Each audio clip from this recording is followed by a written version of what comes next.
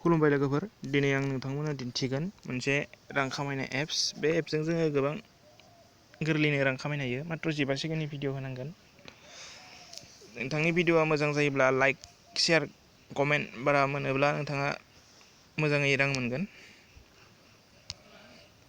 नोंथांमोना चेनेलखौ साबस्क्राइब बानाय। गोबां गोबाव जाबायमोन भिडिअ होयैया।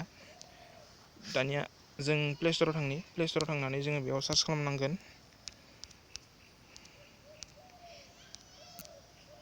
भिग' भिडिअ। आंनिया दंखायो। दानिया गिबियावनो जोङो बे एप्सखौ खेवनाय लोगो लोगोनो बेबायदि नुजागोन। बिथांमोना गोबां रां खामायदों। खेवनाय लोगो लोगोनो सिङाव मोनबा अपसन फैगोन, बेयावनो गेजेरनि मोनसे सेरनांगोन, बेजों सुट खालामनांगोन।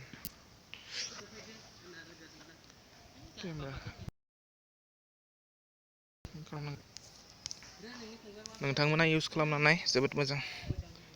आं उनाव मोजां दिन्थिगोन।